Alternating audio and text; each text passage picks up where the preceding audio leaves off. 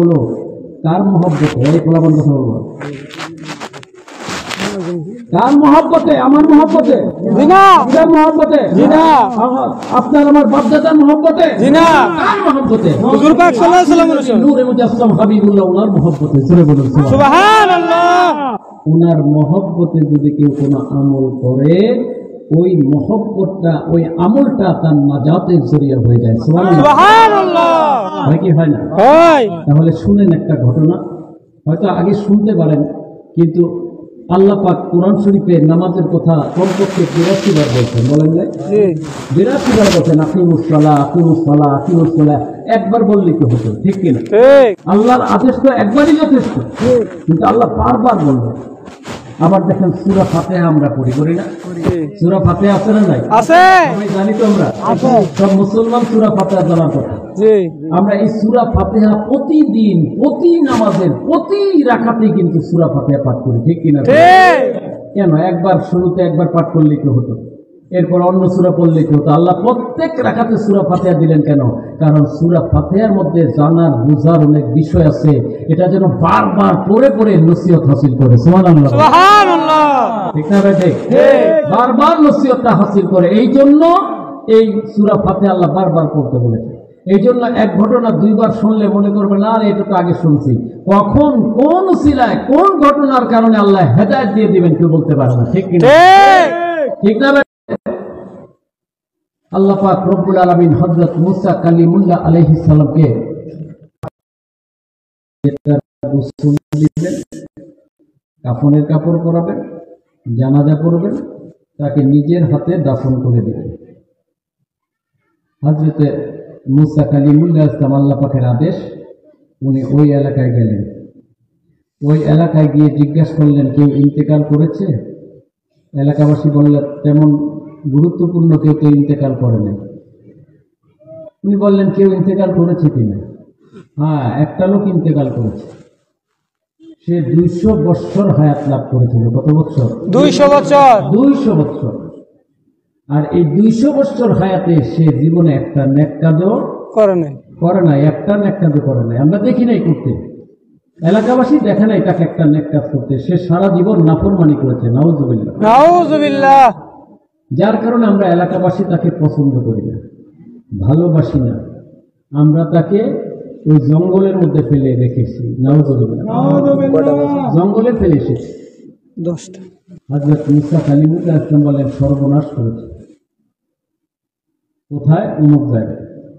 হযরত মুসা কালিমুল্লাহ ইসলাম ওইখানে গেলেন, গিয়ে সে জঙ্গলে ময়লার স্তূপ থেকে তার লাশটা তুলে আনলেন। তুলে এনে তাকে গোসল দিলেন, কাফনের কাপড় পরালেন, জানাজা দিলেন, নিজের হাতে কবর খুঁড়ে নিজের হাত মোবারকে তাকে দাফন করে দিলেন। সুবহানাল্লাহ। এটা কি সাধারণ কথা?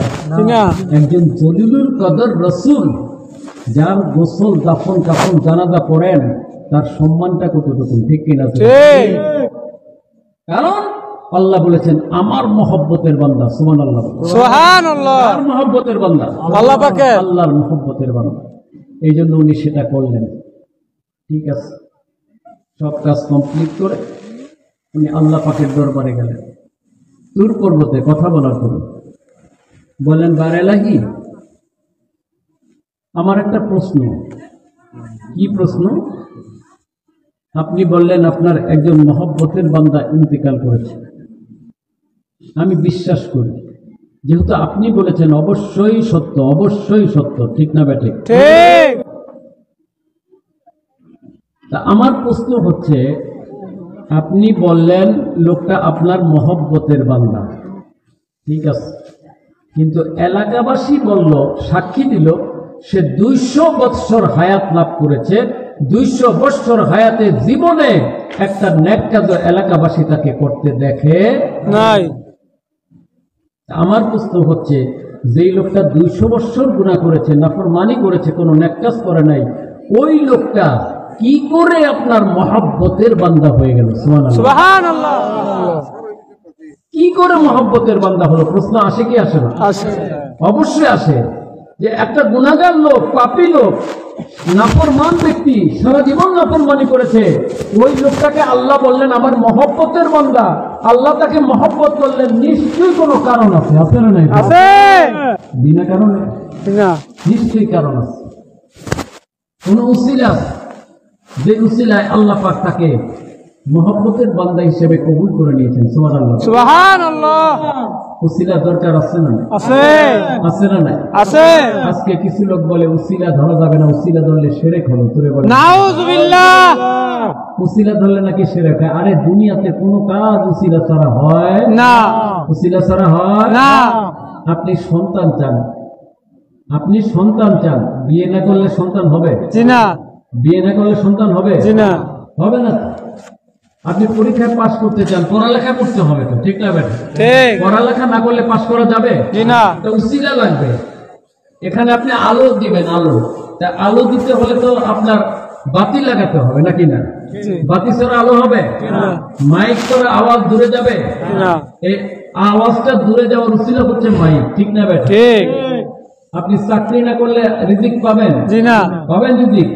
রিজিক পাওয়ার জন্য একটা উসিলা লাগে, ঠিক কিনা? ঠিক। এই জন্য আমার আল্লাহ পাক রব্বুল আলামিন বলেন, ইয়া আইয়ুহাল্লাযীনা আমানুত্তাকুল্লাহা ওয়াবতাগু ইলাইহিল ওয়াসিলা। সুবহানাল্লাহ। আমার আল্লাহ পাক রব্বুল আলামিন বলেন, ঈমানদার বান্দা বান্দীগণ, তোমরা জেনে রাখো, আমি আল্লাহকে ভয় করো। আমি আল্লাহকে পাওয়ার জন্য, জান্নাত পাওয়ার জন্য, জাহান্নাম থেকে নাজাত পাওয়ার জন্য তোমরা একটা উসিলা তালাশ করো। জোরে বলুন সুবহানাল্লাহ। কে বলছেন? আল্লাহ পাক। আল্লাহ বলছেন উসিলা তালাশ করতে। আর এই নাদানগুলো কয় উসিলা ধরা শিরক। জোরে বলেন নাউযুবিল্লাহ। আমার আল্লাহ বলতেছেন উসিলা গ্রহণ করো, এ বলে উসিলা ধরা শিরক। তাহলে সে তো আল্লাহর বিরুদ্ধে বলবো, ঠিক কিনা? এদের কথা শোনা যাবে? এদের কথা মানা যাবে? এরা জাহেল, ঠিক কিনা? তোরে বল, এদের কথা শোনা যাবে না। যাই হোক, নিশ্চয়ই কোন উসিলা আছে যে উসিলা আল্লাহ তাকে কবুল করে আল্লাহর মহব্বতের বান্দা করে দিয়েছেন, ঠিক কিনা? ঠিক। তখন আল্লাহ পাক রব্বুল আলামিন বললেন, হে হযরত মুসা কালিমুল্লাহ আলাইহিস সালাম, আপনি জানতে চাচ্ছেন যে সে কিভাবে আমার মহব্বতের বান্দা হয়েছে? জি আল্লাহ পাক। আল্লাহ পাক বললেন, এলাকাবাসী যা বলেছে সত্য কথাই বলেছে। জীবনে একটা নেক কাজও সে করে নাই, এলাকাবাসী তাকে দেখে নাই। কিন্তু আমি আল্লাহ পাক জানি, আর কেউ জানে না, এই বান্দাটা জীবনে মাত্র একটা নেক কাজ করেছে। সুবহানাল্লাহ, সুবহানাল্লাহ। একটা মাত্র নেক কাজ করেছে এই বান্দাটা। আর ওই একটা মাত্র নেক কাজ আমি আল্লাহর দরবারে এত প্রশংসনীয় হয়ে গেছে, এত কবুলযোগ্য হয়ে গেছে। ওই একটা মাত্র নেক কাজকে কবুল করে আমি তার জিন্দেগির 200 বছরের গুনাহ মাফ করে, তার জাহান্নাম হারাম করে আমি তার জন্য জান্নাত ওয়াজিব করে দিয়েছি। সুবহানাল্লাহ। এবং আমি তাকে আমার মহব্বতের বান্দা হিসেবে কবুল করে নিয়েছি। সুবহানাল্লাহ, সুবহানাল্লাহ। কয়টা নেক কাজ? কয়টা? একটা মাত্র নেক কাজ। হযরত মুসা কালিমুল্লাহ আলাইহিস সালাম বলেন, আল্লাহ পাক আপনি বলেন কি পৃথিবীতে এমন নেক কাজ আছে যে একটা নেক কাজ করলে 200 বছরের গুনাহ মাফ হয়ে যায়, জাহান্নাম হারাম হয়ে যায়, জান্নাত ওয়াজিব হয়ে যায়, আল্লাহ পাক আপনার মহব্বতের বান্দা হওয়া যায়, এরকম নেক কাজ কি জমিনে আছে? আল্লাহ পাক বলেন আছে। সেটা কোন নেক কাজ? আল্লাহ পাক আমি তো সেটাই জানতে চাচ্ছি। কোন নেক কাজ করার কারণে এত বড় মর্যাদা সে লাভ করলো, ওই নেক কাজটা আমাকে বলে দেন, আমি ওই নেক কাজটা করবো, আমার উম্মতকে করাবো। সুবহানাল্লাহ, সুবহানাল্লাহ। তখন আল্লাহ পাক বললেন, ওই নেক কাজটা কি জানেন? আমি তো আপনার প্রতি তাওরাত শরীফ নাযিল করেছি। জি আল্লাহ পাক, ওই তাওরাত শরীফের মধ্যে আমার আখিরি নবী রাহমাতুল লিল আলামিন, যিনি আখিরি জমানায় আসবেন, যিনি সৃষ্টি না হলে আমি কোনো কিছু সৃষ্টি করতাম না, আপনাকেও সৃষ্টি করতাম না, আমার সে আখিরি নবী রাহমাতুল লিল আলামিন, তিনি, ওনার নাম মোবারক আমি তাওরাত শরীফের জায়গায় জায়গায় উল্লেখ করেছি। সুবহানাল্লাহ। জায়গায় জায়গায় উল্লেখ করেছি, আছে না? আছে। সব আসমানি কিতাবে আমার নবীজির আগমনের কথা ছিল। সুবহানাল্লাহ, সুবহানাল্লাহ। সব আসমানি কিতাব। প্রত্যেক নবী রাসূল আমার নবীর আগমনের সুসংবাদ দিয়েছেন। সুবহানাল্লাহ বলেন। সুবহানাল্লাহ। ঠিক কিনা জোরে বলেন। ঠিক। নবীজির সম্মানটা বুঝতে হবে, ফিকির করতে হবে। আমি তাওরাত শরীফের মধ্যে আমার হাবিবের নাম মোবারক উল্লেখ করেছি। হযরত মুসা কালিমুল্লাহ আলাইহিস সালাম বললেন, জি আল্লাহ পাক, আপনি তো উল্লেখ করেছেন তাওরাত শরীফে অনেক জায়গায়, আমি দেখেছি, আমি নিজে তেলাওয়াত করেছি। সুবহানাল্লাহ সুবহানাল্লাহ। আল্লাহ পাক রব্বুল আলামিন বললেন, ওই যে গুনাহগার 200 বছরের গুনাহগার বান্দাটা, সে জীবনে একবারই মাত্র তাওরাত শরীফ খুলে বসেছিল। তাওরাত শরীফ খুলে বসেছিল জীবনে মাত্র একবার। কয়বার? একবার। একবার। তাওরাত শরীফ তেলাওয়াত করতে করতে ঘরের দরজা বন্ধ করে ভালো গোসল করে পবিত্র হয়ে আতর গোলাপ মেখে পবিত্র কাপড় পরিধান করে সে তাওরাত শরীফ পড়তেছিল। পড়তে পড়তে যখন আমার হাবিব ওনার পবিত্র নাম মোবারক তার সামনে চলে আসলো, সে আমার হাবিবের আশিক হয়ে আমার হাবিবের মহাব্বতে পড়ে ওই নাম মোবারকের মধ্যে চুমু খায়, চোখে মুখে কপালের মধ্যে লাগায়, চিৎকার করে বলে, সুবহানাল্লাহ। আমার হাবিব রাহমাতুল লিল আলামিন ওনার পবিত্র নাম মোবারককে তাযীম করার কারণে, সম্মান করার কারণে, মহব্বত করার কারণে আমি আল্লাহ পাক রব্বুল আলামিন তার 200 বছরের গুনাহ মাফ করে জাহান্নাম হারাম করে আমি আল্লাহ তার জন্য জান্নাত ওয়াজিব করে দিয়েছি। বলুন সুবহানাল্লাহ। আমি আল্লাহ তার জন্য জান্নাত ওয়াজিব করে দিয়েছি, তার 200 বছরের গুনাহ খাতা আমি আল্লাহ মাফ করে দিয়েছি। সুবহানাল্লাহ বলেন। সুবহানাল্লাহ। এখন ফিকির করেন, আল্লাহ পাকের হাবিব ওনার শান মান মর্যাদা কতটুকু, ওনার মহব্বতে যদি সামান্যতম আমলও কেউ করে আমার আল্লাহর দরবারে এটা অনেক বড় আকারে প্রমাণিত হয়ে যায়। ঠিক কিনা? ঠিক। আকারে কবুল হয়ে যায়। সুবহানাল্লাহ বলেন। সুবহানাল্লাহ। বনি ইসরায়েলের 200 বছরের গুনাহগার বান্দা, সে তো বনি ইসরায়েলের উম্মত, আমার নবীর উম্মত না। ঠিক কিনা? ঠিক। সরাসরি নবীর উম্মত না, সব উম্মতেরাই সবাই নবীর উম্মত, আমার নবীর, কিন্তু সরাসরি উম্মত না। ঠিক কিনা? ঠিক। ওই বনি ইসরায়েলের উম্মত আমার নবীর নাম মোবারককে চুম্বন করার কারণে যদি আল্লাহ তাকে মহব্বত করেন, তার 200 বছর গুনাহ মাফ করে দেন, জাহান্নাম হারাম করে জান্নাত ওয়াজিব করে দেন, তাহলে আমরা আখিরি নবীর উম্মত হয়ে আখিরি নবীর মহব্বতে যারা এই প্যান্ডেল সাজালো, আখিরি নবীর মহব্বতে যারা এখানে এই সাইদুল আয়াদ মাহফিলের আয়োজন করলো, তাবারুকের ব্যবস্থা করলো, আমরা যারা আসলাম শীতের রাত্রে এখানে এসে বসে রইলাম, কাজকর্ম সব কিছু ক্ষান্ত করে দিয়ে, বাদ দিয়ে, ব্যবসা বাণিজ্য চাকরি বাকরি বাদ দিয়ে, অন্য কোথাও না গিয়ে, ঘুমায় না থেকে আমরা যেই সময়টা এই সাইয়্যিদুল আয়াদের জন্য ব্যয় করলাম, এটা তো নবীজির মহব্বতে ব্যয় করলাম। ঠিক কিনা? তাহলে এই মহব্বতকে জরিয়া করে আল্লাহকে আমাদের ক্ষমা করতে পারেন না? পারেন। জান্নাত দিতে পারেন না? পারেন। নাজাত দিতে পারেন না? পারেন। অবশ্যই পারেন, আর দিবেন বলে হাদিস শরীফে এসেছে। হযরত ইবনে আব্বাস রাদিয়াল্লাহু তাআলা আনহু তিনি বলেন, আমি একবার আমার বাড়িতে আমার ঘরে সাইয়্যিদুল আয়াদ শরীফ মাহফিলের আয়োজন করলাম। সুবহানাল্লাহ। সুবহানাল্লাহ। অনেকে বলে সাইয়্যিদুল আয়াদ নাকি সাহাবারা করেন নাই, ঈদে মিলাদুন নবী সাহাবারা করেন নাই, এটা মিথ্যা কথা। হাদিস শরীফে আছে স্বয়ং সাহাবায়ে কেরাম নবীজির জামানায় সাইয়্যিদুল আয়াদ পালন করেছেন। সুবহানাল্লাহ। সুবহানাল্লাহ। কিতাবুত তানবীর ফি মাওলিদ বাশীর ও নাযীর, বিখ্যাত মুহাদ্দিস হযরত ওমর ইবনে তাহিয়া রাহমাতুল্লাহ আলাইহি তিনি বর্ণনা করেছেন যে দেখো, ইবনে আব্বাস রাদিয়াল্লাহু তাআলা আনহু তিনি নবীজির সাহাবী, নবীজির সাহাবী এবং চাচাতো ভাই ইবনে আব্বাস রাদিয়াল্লাহু তাআলা আনহু, উনি বর্ণনা করেন, আমি একবার আমার বাড়িতে ঘরে আমার এলাকার লোকদেরকে, আত্মীয় স্বজনকে দাওয়াত দিলাম। সবাই আমার ঘরে আসলেন। আসার পরে আমি আল্লাহ পাকের প্রশংসা করলাম, নবীজির জন্ম বৃত্তান্ত আলোচনা করলাম, মিলাদুন নবীর আলোচনা করলাম, নবীজির প্রতি সালাত এবং সালাম পেশ করলাম। সুবহানাল্লাহ। সুবহানাল্লাহ। আমরা যে মিলাদুন নবী আজকে পালন করছি, এটাই তো ঠিক না বেঠা? এলাকাবাসীকে দাওয়াত করা হয়েছে না? সবাই আসছে না? আমরা দাওয়াত করে এলাকাবাসী এখানে এনেছি। এখানে আল্লাহর প্রশংসা হয়েছে, হয় নাই? জিকির আজকার হয় নাই? জিকির আজকার হয়েছে, প্রশংসা হয়েছে, আমার নবীর সানা সিফত হয়েছে। আমার পূর্ববর্তী বক্তা মেরাজের আলোচনা করেছেন, এটা তো নবীরই সানা সিফত। ঠিক কিনা? আমিও এখানে নবীজির সালাসিবত করতেছি, সালাত সালাম আমরা পাঠ করছি, আবার আমরা মিলাদ শরীফও পাঠ করবো, ঠিক না বেঠি? তাহলে এটা সাহাবাই কেরামের সুন্নত। জোরে বলুন সুবহানাল্লাহ। কার সুন্নত? সাহাবা। সাহাবাই কেরাম ওনাদের সুন্নত হচ্ছে এই মিলাদুন নবী পালন করা। সুবহানাল্লাহ। সুবহানাল্লাহ। যাই হোক, আপনার উনি যখনই সাইয়্যিদুল আয়াত পালন করতেছিলেন,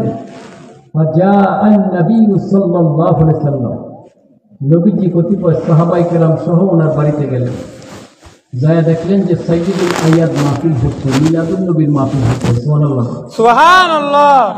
আমার নবীকে সবাই দাঁড়ায় সম্মান করে বসালেন। সুবহানাল্লাহ। সুবহানাল্লাহ। নবীজি বললেন, উনি কিন্তু এই মাহফিল দেখে বলেন নাই তোমরা আবার সাইয়্যিদুল আয়াত কোথায় পেলা, মিলাদুন নবী কোথায় পেলা, ঈদ তো শরীয়তের দুইটা, আর কোনো ঈদ নাই, এই কথা কিন্তু নবীজি বলেন না। এই কথা বলছেন না। কি বলছেন? হাদিস শরীফ প্রমাণ করে, হযরত ইবনে আব্বাস রাদিয়াল্লাহু তাআলা আনহু বর্ণনা করেন, আমার নবীজি সাইয়্যিদুল আয়াত শরীফের মাহফিল দেখে বললেন, ও আমার সাহাবায়ে কেরাম, আপনারা যেভাবে সাইয়্যিদুল আয়াত মাহফিল করছেন, এইভাবে কিয়ামত পর্যন্ত যে উম্মতগুলো সাইয়্যিদুল আয়াত মাহফিল করবে, হাল্লাত লাকুম শাফাতি, তাদের জন্য আমি নবীজির সুপারিশ ওয়াজিব হয়ে যাবে। সুবহানাল্লাহ। আমি নবীজির সুপারিশ তাদের জন্য ওয়াজিব হয়ে যাবে। আর নবীজির সুপারিশ যার জন্য ওয়াজিব, তার জন্য জান্নাত ওয়াজিব, ঠিক কিনা? তাহলে বনি ইসরায়েলের 200 বছরের গুনাহগার বান্দা আমার নবীর নাম মোবারককে চুম্বন করে জান্নাত ওয়াজিব হয়ে গেছে, ঠিক কিনা? আমরা আমার নবীর উম্মত যদি সাইয়্যিদুল আয়াত মাহফিল আয়োজন করি, সাইয়্যিদুল আয়াত পালন করি, তাহলে আমাদের উপর জান্নাত ওয়াজিব হয়ে যাবে। সুবহানাল্লাহ। সুবহানাল্লাহ। তাহলে আল্লাহ পাকের হাবিব হুজুর পাক সাল্লাল্লাহু আলাইহি ওয়াসাল্লাম ওনার সম্মান মর্যাদা মর্তবা কতটুকু, ঠিক কিনা? বুঝতে হবে, ফিকির করতে হবে, ফিকির না করলে বুঝে আসবে না। কাজেই আল্লাহ পাকের হাবিবের সম্মান মর্যাদার কারণে সাইয়্যিদুল আয়াতের মর্যাদা। আরেকটা হাদিস শরীফ আছে, হযরত আবু দারদা রাদিয়াল্লাহু তাআলা আনহু তিনি বর্ণনা করেন, হযরত আবু দারদা রাদিয়াল্লাহু তাআলা আনহু তিনি বর্ণনা করেন কি, যে আমি একবার নবীজির সাথে আমের আনসারী রাদিয়াল্লাহু তাআলা আনহুর বাড়িতে গেলাম। ওনার বাড়িতে গিয়ে দেখি উনি এলাকার লোকদেরকে দাওয়াত দিয়ে, আত্মীয় স্বজনদেরকে দাওয়াত দিয়ে, নিজের ছেলে মেয়ে যারা আছে সবাইকে নিয়ে উনি সাইয়্যিদুল আয়াত মাহফিল করতেছেন। সুবহানাল্লাহ। আন্নাহু ইউআল্লিমু ওয়াকায়া বেলাদাতিহি সাল্লাল্লাহু আলাইহি ওয়াসাল্লাম, নবীজির বেলাদত শরীফের ঘটনাগুলো আলোচনা করতেছে আর বলতেছেন, হাযাল ইয়াউম, হাযাল ইয়াউম, এই দিনে, এই দিনে, অর্থাৎ 12 শরীফে কি ঘটনা ঘটেছে, মুজিজা প্রকাশ পেয়েছে, সব উনি বর্ণনা করতে। তাহলে এই যে 3টা পুরস্কার যদি কেউ পায়, তার আর কিছু দরকার আছে? দুনিয়াতে তো আল্লাহর রহমত দরকার। এই আল্লাহর রহমতের সব দরজা খুলে যায় মিলাদ পাঠ করলে, মিলাদ মাহফিল করলে, সাইয়্যিদুল আয়াত পালন করলে। সুবহানাল্লাহ। সুবহানাল্লাহ। গুনাহ খাতাগুলো ক্ষমা হয়ে যায়, জীবনের গুনাহগুলো ক্ষমা হয়ে যায়, এবং আল্লাহ পাক রব্বুল আলামিন সাহাবীদের মতো তাদেরকে নাজাত দান করবেন। সুবহানাল্লাহ। এত মর্যাদা, এত সম্মান, এত ফজিলত এই সাইয়্যিদুল আয়াত শরীফ মাহফিলের। সুবহানাল্লাহ। সুবহানাল্লাহ। কাজে এই মাহফিলে আসতে পারাটা এটা আল্লাহর রহমত ছাড়া সম্ভব না। আল্লাহর রহমত ছাড়া সম্ভব না, সম্ভব না। এই মাহফিল এত মর্যাদা, এত সম্মান, এত ফজিলত লাভ করেছে কেন? আখিরি নবী নূরে মুজাসসাম হাবিবুল্লাহ হুজুর পাক সাল্লাল্লাহু আলাইহি ওয়াসাল্লাম ওনার সম্মানার্থে, ঠিক কিনা? কারণ আল্লাহ পাক ওনাকে অনেক সম্মান মর্যাদা ফজিলত দান করেছেন, করেন নাই? অনেক সম্মান মর্যাদা দান করেছেন। সেই সম্মান মর্যাদার কারণে সমস্ত নবী রাসূল আলাইহিস সালাম ওনারা আল্লাহর কাছে দোয়া করেছেন, কান্নাকাটি করেছেন, আমাদেরকে নবী না করে, রাসূল না করে, আমাদেরকে আখিরি নবীর উম্মত করে দেন। সুবহানাল্লাহ। ঠিক না ভাই? ঠিক। আখিরি নবীর উম্মত করে দেন আমাদের। এই জন্য হাদিস শরীফে আছে, হযরত ঈসা রূহুল্লাহ আলাইহিস সালাম তিনি একবার আল্লাহ পাকের দরবারে আরজি পেশ করলেন, আল্লাহ পাক, আপনার দরবার, আপনার তো অনেক বান্দাবান্দি আছে, বর্তমান জমানায় এমন কোন লোক আছে যে অনেক ইবাদত বন্দেগী করে? তখন আল্লাহ পাক বলেন, আছে। কে? অমুক জায়গায়। আমি কি তার সাথে দেখা করতে পারবো? আল্লাহ পাক বলেন, যান। আপনি অমুক জায়গায় যান, তার সাথে দেখা করতে পারবেন। হযরত ঈসা রূহুল্লাহ আলাইহিস সালাম রওনা হলেন। যেতে যেতে অনেক দূর চলে গেলেন। যাওয়ার পরে এক জায়গায় গিয়ে দেখলেন রাস্তার ভিতর মাঝখানে বিশাল এক পাথর। উনি রাস্তা পার হতে পারছেন না। আল্লাহ পাককে জিজ্ঞাসা করলেন, আল্লাহ পাক, আমি তো রাস্তা পার হতে পারছি না, এখন আমি কি করব? তখন আল্লাহ পাক বলেন, আপনার আসা মোবারক, লাঠি মোবারক দিয়ে পাথরে একটা আঘাত করেন। উনি পাথরে আঘাত করলেন, আসা মোবারক, লাঠি মোবারক দিয়ে পাথরটা 2 ভাগ হয়ে গেল। সুবহানাল্লাহ। 2 ভাগ হয়ে গেল পাথর। যখন 2 ভাগ হয়ে গেল, দেখা গেল ভিতরে একজন বুজুর্গ ব্যক্তি বসা। সুবহানাল্লাহ। বুজুর্গ ব্যক্তি বসা, নুরানি চেহারা, সুন্নতি লেবাস, হাতে তসবিহ, সামনে ফল ফলাদি। জিজ্ঞাসা করলেন, হে ব্যক্তি, তুমি এই পাথরের মধ্যে কি করে আসলে? সেই লোকটা বলল, আমার মায়ের দোয়ার বদলতে। সুবহানাল্লাহ। সুবহানাল্লাহ। কার দোয়া? কার দোয়া? মায়ের দোয়ার বদলতে। মায়ের দোয়ার দরকার আছে না? মায়ের দোয়ার দরকার আছে, মায়ের খেদমতের দরকার নাই? হ্যাঁ, দরকার আছে। মায়ের খেদমতের দরকার থাকলে আজকে তো অনেক মা চোখের পানি ফেলে। ফলে কি ফেলে? অনেক বাবা চোখের পানি ফেলে না? বাবা মা কষ্ট করে বড় করেছে, সেই বাবা মার কদর নাই। বিয়ে করেছে, স্ত্রী হয়েছে, এখন স্ত্রীর মহব্বতে বাবা মাকে ফেলে দিয়ে চলে যায়। ধরে বলেন নাউযুবিল্লাহ। যায় কি যায় না? যায়। বাবা মা কি হোক না হোক সেটা দরকার না, আমার স্ত্রী সন্তুষ্ট থাকুক। নাউযুবিল্লাহ। নাউযুবিল্লাহ। বাবা মাকে বৃদ্ধাশ্রমে ফেলে আসে। আপনি একটু সামনে আগে একটু সামনে আসে, একটু দুরূদ করি। আল্লাহুম্মা সাল্লি আলা সাইয়্যিদিনা মাওলানা রাসূলিল্লাহ ওয়া আলি সাইয়্যিদিনা মাওলানা হাবিবিল্লাহ। আল্লাহুম্মা সাল্লি আলা সাইয়্যিদিনা মাওলানা রাসূলিল্লাহ ওয়া আলা আলি সাইয়্যিদিনা মাওলানা হাবিবিল্লাহ। বাবা মাকে বৃদ্ধাশ্রমে রেখে আসে। নাউযুবিল্লাহ। নাউযুবিল্লাহ। ঘাটে ফেলে চলে আসে। নাউযুবিল্লাহ। নাউযুবিল্লাহ। ফলায় না? ফলায়। অনেক খবর পত্রিকার মধ্যে আসে, সবাই তোমরা পড়ি না, জানি না। মিডিয়ার মধ্যে আসে যে বাবা মাকে খাওয়া দেয় না, বা পড়া তো দেয় না, বাবা মার সাথে খারাপ ব্যবহার করে, বাবা মার গায়ে হাতও তুলে। করে বলেন নাউযুবিল্লাহ। আল্লাহর গজব নাযিল হবে। ঠিক কিনা? করে বলেন গজব নাযিল হবে। কারণ বাবা মা তোমার জন্য জান্নাত, আর বাবা মাই তোমার জন্য জাহান্নাম। ঠিক কিনা? তুমি যদি বাবা মাকে সন্তুষ্ট করতে পারো, তুমি জান্নাতি। আর যদি বাবা মা তোমার উপর অসন্তুষ্ট থাকে, তুমি যত বড় আবেদ হও না কেন, যত বড় আলেম মাওলানা মৌলবী হও না কেন, তুমি জাহান্নামী। ঠিক কিনা? যদি বাবা মা অসন্তুষ্ট থাকে, কাজে বাবা মাকে সবসময় সন্তুষ্ট করবেন। কার কার মা বাবা আছে? হাত তোলেন দেখে। মা আছে কার কার? আলহামদুলিল্লাহ। বাবা আছে কার কার? আলহামদুলিল্লাহ। অনেকেরই আছে বাবা মা। যাদের আছে বাবা মা কিন্তু নেয়ামত। ঠিক কিনা? যতদিন আছে খেদমত করবেন, দোয়া নেবেন। পিতামাতার দোয়া সন্তানের জন্য নিশ্চিত কবুলযোগ্য। সুবহানাল্লাহ। সুবহানাল্লাহ। আমরা রাজি আছি তো? ইনশাআল্লাহ। তাকে সন্তুষ্ট রাখবো, সন্তুষ্ট করবো, কখনো কষ্ট দিব না। যাই হোক, ওই লোকটা বলল, আমি মায়ের দোয়ার বদৌলতে এখানে এসেছি। ভালো কথা।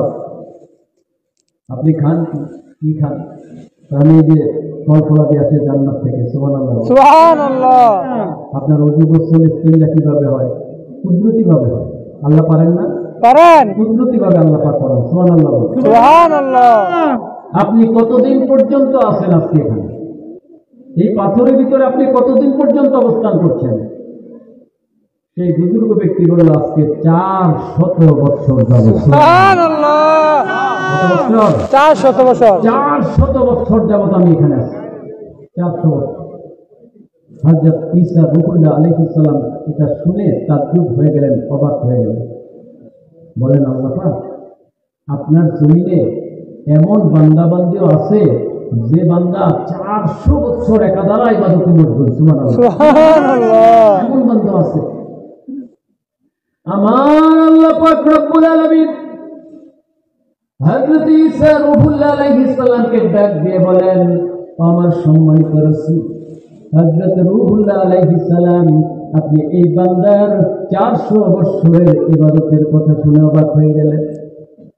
যিনি আমার আখির নবী, যিনি সাইয়্যিদুল মুরসালিন, ইমামুল মুরসালিন, রাহমাতুল লিল আলামিন, যাকে সৃষ্টি না করলে আমি আপনাকে সৃষ্টি করতাম না, কায়নাতের কোনো কিছু আমি আল্লাহ সৃষ্টি করতাম না, কোনো নেয়ামত পূর্ণ রাত্র দিন জমিনে আসতো না, আমার সে আখিরি নবীর উম্মতদেরকে আমি আল্লাহ এমন একটা রাত্র দান করেছি, ওই একটা রাত্র যদি আখিরি নবীর উম্মতেরা ইবাদতে কাটায়, তাহলে এই বান্দা 400 বছর ইবাদত করে যে ফজিলত লাভ করেছে, আখিরি নবীর উম্মত ওই এক রাত্র ইবাদত করে তার চেয়ে বেশি ফজিলত লাভ করবে। বলুন সুবহানাল্লাহ, তার চেয়ে বেশি ফজিলত করা হবে। সেই রাত্রটা কোন রাত্র? লাইলাতুল নিসফি মিন শাবান, লাইলাতুল মুবারাকা, বরকতময় রজনী, শাবান মাসের 15 তারিখ রাত্র, শবে বরাতের রাত্র। জোরে বলুন সুবহানাল্লাহ। কিসের রাত্র? শবে বরাতের রাত্র। সামনের মাস, আগামী মাস যেটা আসতেছে সেটাই হচ্ছে শাবান মাস। শাবান মাসের 15 তারিখ শবে বরাত, ঠিক কিনা? কারণ আমার বলার বিষয় হচ্ছে হযরত ঈসা রূহুল্লাহ আলাইহিস সালাম সিজদায় পড়ে গেলেন, সিজদায় পড়ে কাঁদতে লাগলেন, বারে ইলাহি, আমাকে নবী না করে, আমাকে রাসূল না করে ওই আখিরি নবীর উম্মত করে দেন। আল্লাহ পাক রব্বুল আলামিন ওনার দোয়াটা সরাসরি কবুল করে নিলেন। সুবহানাল্লাহ। উনি আখিরি জামানায় আখিরি নবীর উম্মত হিসেবে আবার জমিনে আসবেন, ঠিক কিনা? এখন ফিকির করেন, উনি একজন জলিলুল কদর রাসূল হওয়ার পরেও, ওনার উপর ইনজিল শরীফ নাযিল হওয়ার পরেও, এত সম্মান মর্যাদার পরে উনি আখিরি নবীর উম্মত হিসেবে আসবেন। আখিরি নবীর উম্মতের ফজিলতের কথা শুনে সুবহানাল্লাহ, সুবহানাল্লাহ। আখিরি নবীর এই উম্মতের যে এত মর্যাদা হলো, এত সম্মান হলো, এক রাত্রে ইবাদত করলে 400 বছরের ফজিলত, এক রাত্রে ইবাদত করলে 1000 মাসের চাইতে বেশি ফজিলত। লাইলাতুল কদর, ঠিক কিনা? লাইলাতুল কদর, শবে মেরাজ, তারপরে আশুরা শরীফ, জিলকদ মাসের 10 রাত্র, এইভাবে অসংখ্য রাত্র এবং দিন আল্লাহ পাক দিয়েছেন, ঠিক কিনা? এত মর্যাদা, এত সম্মান লাভ করেছে আমার আখিরি নবীর কারণে, ঠিক কিনা? উনি আল্লাহর হাবিব, উনি যদি পয়দা না হতেন কোনো কিছুই আসতো না। আমরা কোরআন শরীফ পেতাম না, রমজান মাস পেতাম না, লাইলাতুল কদর পেতাম না, শবে বরাত পেতাম না, আমরা দুনিয়ার কোনো নেয়ামত লাভ করতে পারতাম না যদি আমার হাবিব না আসতেন, ঠিক কিনা? উনি আল্লাহর হাবিব, আল্লাহর বন্ধু, ওনার জন্য আমার আল্লাহ সমস্ত কায়নাত সৃষ্টি করেছেন। জোরে বলুন সুবহানাল্লাহ, ঠিক না ঠিক? আল্লাহ বলেন, রাফা'না লাকা যিকরাক, আমার হাবিব, আমি আপনার আলোচনাকে, আপনার সম্মানকে আমি আল্লাহ উঁচু করে দিয়েছি, বুলন্দ করে দিয়েছি। সুবহানাল্লাহ, সুবহানাল্লাহ। বুলন্দ করতে করতে করতে করতে করতে আল্লাহ পাকের নাম মোবারকের সাথে আমার নবীজি নাম মোবারকে আল্লাহ সংযুক্ত করে দিয়েছেন। সুবহানাল্লাহ। যেমন লা ইলাহা ইল্লাল্লাহু মুহাম্মাদুর রাসূলুল্লাহ সাল্লাল্লাহু আলাইহি ওয়াসাল্লাম। সুবহানাল্লাহ, সুবহানাল্লাহ। একটা লোক যদি কিয়ামত কেন, কিয়ামত কেন অনন্তকাল ধরে শুধু লা ইলাহা ইল্লাল্লাহ পাঠ করে, স্বীকার করে যে আমি আল্লাহকে মানি, এক আল্লাহ ছাড়া কোনো মাবুদ নাই, কিয়ামত পর্যন্ত বলতে বলতে মুখে ফেনা তুলে ফেলে অনন্তকাল বলতেই থাকে, কিন্তু যদি সে পাঠ না করে মুহাম্মাদুর রাসূলুল্লাহ সাল্লাল্লাহু আলাইহি ওয়াসাল্লাম, এটা যদি পাঠ না করে সে কি ইমানদার হতে পারবে? মুমিন হতে পারবে? কেন? সে তো আল্লাহকে মানল, সে তো আল্লাহকে মানলো। আল্লাহকে মানার পরেও যদি সে ইমানদার হতে না পারে, আমার নবীকে না মানা পর্যন্ত, তাহলে আমার নবীর সম্মান কতটুকু, ঠিক কিনা? জোরে বলেন। আল্লাহ পাক যে বললেন, আমি আমার হাবিবের সম্মানকে উঁচু করে দিয়েছি, মর্যাদা দান করেছি। সুবহানাল্লাহ বলেন। সুবহানাল্লাহ। এটা মানুষ বোঝে না, ফিকির করে না। আজকে উম্মত নামে কিছু কুলাঙ্গার বের হয়েছে, যারা নবীর শানে এলোমেলো কথা বলে, বলে আমার নবী নাকি রাখাল ছিলেন। করে বলেন নাউযুবিল্লাহ, বলেন নাউযুবিল্লাহ। তোমার কাবকটা আছে না নাই? আছে।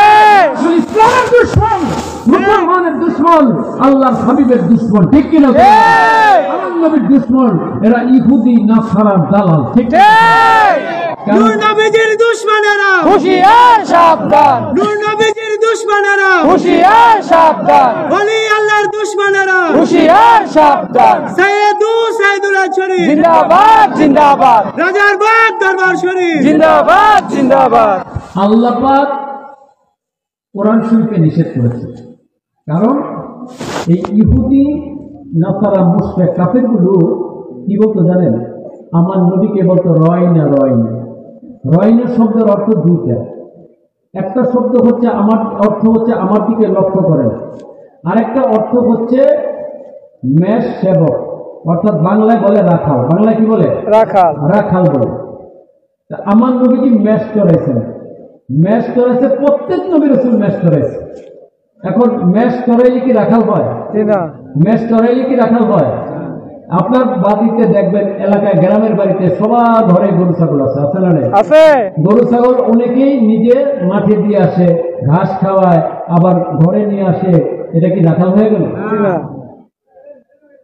আমার নবীজি মেষ করেছে, এই জন্য কাফেররা ঠাট্টা করে বিদ্রুপ করে আমার নবীর মানহানি করার জন্য বলতো রয়না রাখাল। তোরে বলে সাহাবীরা বলতেন রয়না, বলতেন যে আমার দিকে লক্ষ্য করেন। এরা ঠাট্টা বিদ্রুপ করে রয়না রয়না বলতো, আর হাসতো, বলতো রাখাল বলতো আমার নবীকে। নাউযুবিল্লাহ। কারা বলতো? কারা? ইহুদিরা। কারা? কাফেররা বলতো রাখাল, অর্থ নিয়ে তারা রয়না বলতো।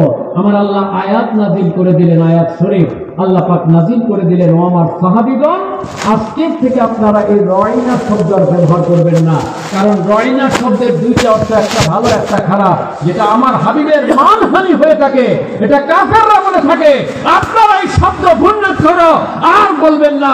লা তাকুলু রয়না ওয়াকুলু উনজুরনা। আল্লাহ বললেন আপনারা রয়না বলবেন না, আপনারা বলবেন উনজুরনা। উনজুরনার একটাই অর্থ আমার দিকে তাকান। জোরে বলুন সুবহানাল্লাহ। আমার আল্লাহ নিষেধ করে দিলেন কোরআনে। এবারটা বিরাট ডক্টর দাবি করে, বিরাট মুফাসসির দাবি করে, অনেক বড় তাফসীর করে, লাখ লাখ লোক জমে যায় তাফসীরে, এই কোরআনের আয়াতই জানে না। জোরে বলেন নাউযুবিল্লাহ। আল্লাহ কোরআনে নিষেধ করলেন আমার নবীকে রাখাল বলতে। ওই বক্তারা আমার নবীকে বলে উনি রাখাল ছিলেন। নাউযুবিল্লাহ। আর বলে উনি নাকি গরীব ছিলেন। নাউযুবিল্লাহ। খাদিজাতুল কুবরা রাদিয়াল্লাহু তাআলা আনহা, ওনার সাথে বিয়ে দিয়ে আল্লাহ ওনাকে ধনী বানিয়ে দিয়েছেন। শুনে বলেন নাউযুবিল্লাহ। কত বড় কাফের, চিন্তা করে দেখেন। আমার আল্লাহ কি সম্পদের অভাব আছে? জি না। সম্পদের মালিক কে? আল্লাহ পাক। ধরে বলেন কে? আল্লাহ পাক। হযরত খাদিজাতুল কুবরা আলাইহিস সালামকে সম্পদ কে দিয়েছিলেন? আল্লাহ পাক। কে দিয়েছিলেন? আল্লাহ পাক। আমার আল্লাহ দিয়েছিলেন ওনাকে। তা আমার আল্লাহকে আমার নবীকে দিতে পারেন নাই? পারেন না। ওনার সাথে বিয়ে দিয়ে আমার নবীকে ধনী বানাতে হবে? জি না। আরে আল্লাহ পাক বলেছেন, ও আমার হাবিব, আপনি যদি বলেন, আপনি যদি চান, উহুদ পাহাড়টা স্বর্ণ হয়ে আপনার পিছনে পিছনে চলবে। জোরে বলুন সুবহানাল্লাহ। ঠিক কি না? জোরে বলেন ঠিক। নবীজির সাথে কথা বলতে হলে আদবের সাথে কথা বলতে হবে। ঠিক। তুমি আমার বাবার বিরুদ্ধে বলো, আমি কিছু বলবো না। আমার মায়ের বিরুদ্ধে বলো, আমি কিছু বলবো না। আমার উস্তাদের বিরুদ্ধে বলো, আমি কিছু বলবো না। আমার নবীর সাথে যদি বেয়াদবি করো, তোমাকে আমি ছাড়বো না। ঠিক আছে? চিন্তাও ছাড়বো না। আমরা মুসলমান, আমরা নবীর আশিক। নবীর সাথে বেয়াদবি করলে তাকে আমরা উচিত শিক্ষা দিয়ে দিব। ঠিক কি না? সাবধান থাকতে হবে, সতর্ক থাকতে হবে, সতর্কভাবে কথা বলতে হবে। নবীর সাথে বেয়াদবি করা যাবে না। উনি কোন নবী সেটা চিনতে হবে, জানতে হবে। তুমি আসছো এই দেশে ইহুদিদের এজেন্ট বাস্তবায়ন করার জন্য, এজেন্ডা। তুলে বলেন নাউযুবিল্লাহ। এই দেশের মানুষ তোমাকে গ্রহণ করবে না। সিলেটবাসী দেখায় দিচ্ছে, শাহপরান শাহজালালের সৈনিকরা। ঠিক কিনা? বয়কট করেছে, তাকে বিতাড়িত করেছে। ঠিক কিনা? এইভাবে বাংলার সব জায়গা থেকে এই ধরনের বেয়াদবদেরকে বয়কট করতে হবে। যারা নবীর সামনে বেয়াদবি করে তাদেরকে বয়কট করতে হবে। ঠিক কিনা? এই নবীজির সম্মান মর্যাদা মর্তবা আমাদের বুঝে উপলব্ধি করতে হবে। ওনাকে যথাযথ তাজিম তাকরিম সম্মান আদবের সাথে কথা বলতে হবে। সুবহানাল্লাহ সুবহানাল্লাহ। মুজাদ্দিদ আজম রাজারবাগ শরীফের মামদু মুর্শিদ কিবলা আলাইহিস সালাম, উনি আল্লাহ পাক সম্পর্কে যে আদবের সাথে কথা বলেন, তারপরে নবী রাসূলের সামনে যে আদবের সাথে কথা বলেন, তারপরে উম্মাহাতুল মুমিনিন ওনাদের সামনে, নবীজির সামনে তারপরে সাহাবীদের সামনে, আহলে বাইতের সামনে, আউলিয়া কেরামের সামনে যে আদবের সাথে কথা বলেন, ওইভাবে আমাদেরকে কথা বলতে হবে, ঠিক কিনা? আদব শিখার জন্য ওলি আল্লাহদের কাছে যেতে হয়, ঠিক কিনা? তো ওলি আল্লাহর কাছে যায় নাই, সে নিজে আল আজহার ইউনিভার্সিটি থেকে একটা ডিগ্রি নিয়ে আসছে, মনে করছে বিরাট কিছু হয়ে গেছে। কোন ওলি আল্লাহর কাছে যায় না, কোন ওলি আল্লাহর দরবারে নাই, কোন পীর সাহেবের দরবারে নাই, বায়াত হয় না, মুরিদ হয় নাই, নিজে নিজে ইস্তেহাদ করে, চলে বলেন নাউজুবিল্লাহ। আর নিজে নিজে ইস্তেহাদ করলে কি হয়? বলা হয়েছে মান লাইসা লাহু শাইখুন ফাশাইখুহু শাইতানুন, যার কোনো শাইখ নাই, মুর্শিদ কিবলা নাই, ওলি আল্লাহর কাছে যে যায় নাই, তার পীর হয়ে যায় শয়তান, চলে বলেন নাউজুবিল্লাহ। কি হয়? শয়তান তার পীর হয়ে যায়, শয়তান তাকে মন গড়া ভাবে চালায়, সে মন গড়া ভাবে চলে, এই জন্য তার মুখ দিয়ে খালি শয়তানি কথা বের হয়, ঠিক? আরেকদিন বলছে হযরত আলী রাদিয়াল্লাহু তাআলা উনি নাকি মদ পান করে মাতাল হয়ে নামাজ পড়াইছেন। নাউযুবিল্লাহ। উনি মদ পান করেছেন জীবনে? জি না। নাদান মূর্খ, ওনার জীবনই জানে না। হযরত আলী আলাইহিস সালাম উনি কাবা শরীফের মধ্যে জন্মগ্রহণ করেছেন। সুবহানাল্লাহ।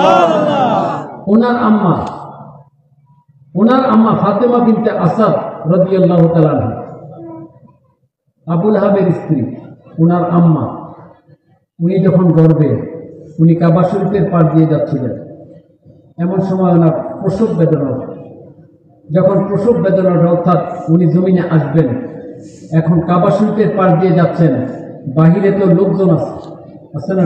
আছে, লোকজন আছে। এখন কি হবে? আল্লাহ পাক কুদরতি ভাবে কাবা শরীফের দরজাটা খুলে দিলেন, সুবহানাল্লাহ। উনি কাবা শরীফের ভিতরে প্রবেশ করলেন, প্রবেশ করার পর দরজাটা আবার বন্ধ হয়ে গেল। হযরত আলী আলাইহিস সালাম কাবা শরীফের মধ্যে বেলাদত শরীফ লাভ করলেন, জন্মগ্রহণ করলেন। আচ্ছা, সন্তান জন্মগ্রহণ করার পরে মহিলাদের একটা রক্তস্রাব হয় না? হয়, যেটাকে নেফাজ বলে। কি বলে? নেফাজ বলে। কিন্তু ওনার আম্মা, উনি যখন দুনিয়াতে তাশরীফ এনেছেন, ওনার আম্মার কোনো নেফাজ হয় নাই, ছেড়ে বলুন সুবহানাল্লাহ। কারণ ওনার আম্মার যদি নেফাজ হতো, রক্ত পানি বের হতো, তাহলে কাবা শরীফ অপবিত্র হয়ে যেত, ঠিক কিনা? আমার আল্লাহ কাবা শরীফকে পবিত্র রেখেছেন, ওনার আম্মাকে পবিত্র রেখেছেন, হযরত আলী আলাইহিস সালামকে পবিত্র রেখেছেন, সুবহানাল্লাহ। উনি 10 বছর বয়সে ঈমান প্রকাশ করেছেন। 6 বছর? 10 বছর। বালকের মধ্যে সর্বপ্রথম ঈমান আনয়নকারী হচ্ছে হযরত আলী আলাইহিস সালাম, ঠিক কিনা? উনি 10 বছর বয়সে ঈমান আনলেন, ঈমান প্রকাশ করলেন। তাহলে উনি মদ খাইলেন কখন? উনি মদ পান করলেন কখন? উনি তো 10 বছরে ঈমান এনেছেন। ঈমান আনার পরে উনি মদ খেয়েছেন, ধরে বলেন নাউযুবিল্লাহ। সাহাবীরা ঈমান আনার পর মদ খেয়েছেন? জি না, খান নাই। মদ যখন হারাম হয়ে গেছে, তখন থেকে আর কেউ মদ পান করেন নাই, ঠিক কিনা? ধরে বলেন। আর ওনারা ইসলাম গ্রহণ করার পরে এমনিতে মদ পান ছেড়ে দিয়েছেন, নাউযুবিল্লাহ। মদ পান ছেড়ে দিয়েছেন। আর এই বলেন নাদান রায় বলে উনি নাকি মদ পান করে মাতাল হয়ে মাগরিব নামাজ পড়েছেন, নামাজে ভুল করছেন, নাউযুবিল্লাহ। নাউযুবিল্লাহ। এই ধরনের কথাবার্তা বলে ঈমান থাকে?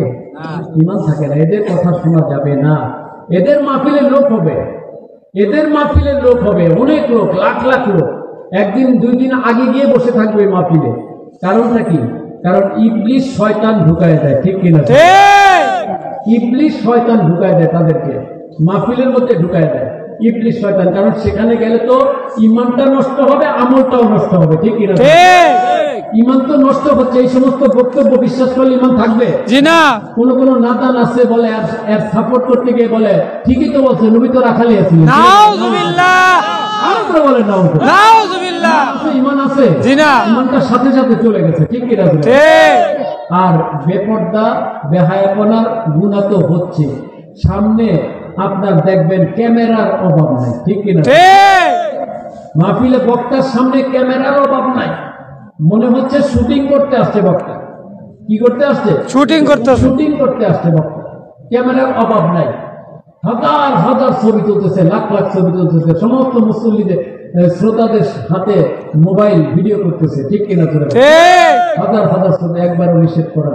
অথচ ইসলামের ছবি তোলা সম্পূর্ণরূপে হারাম। ভিডিও করা কি হারাম? নাজায়েজ। এরা একবারও নিষেধ করে না। হারাম কাজ করে, নাজায়েজ কাজ করে, আবার হাদিস আছে, বলে নাউযুবিল্লাহ। এরা ভণ্ড দুনিয়াদার, আর ইহুদি নাসারার টাকা খায়, ঠিক কিনা? ইহুদি হুতি নাসরা টাকা খায়। আগে সুদের বিরুদ্ধে ওয়াজ করেছে, সুদখোরের বিরুদ্ধে বলেছে আগে, এখন সুদ জায়েজ হয়ে গেছে। জোরে বলেন নাউজুবিল্লাহ। সুদের বিরুদ্ধে কিছু বলে না, কারণ এখন সুদখোর তো আমাদের মাথার উপরে বসা আছে, ঠিক কিনা? এখন সুদখোরকে বানাইছে তো আমাদের নেতা। জোরে বলেন নাউজুবিল্লাহ।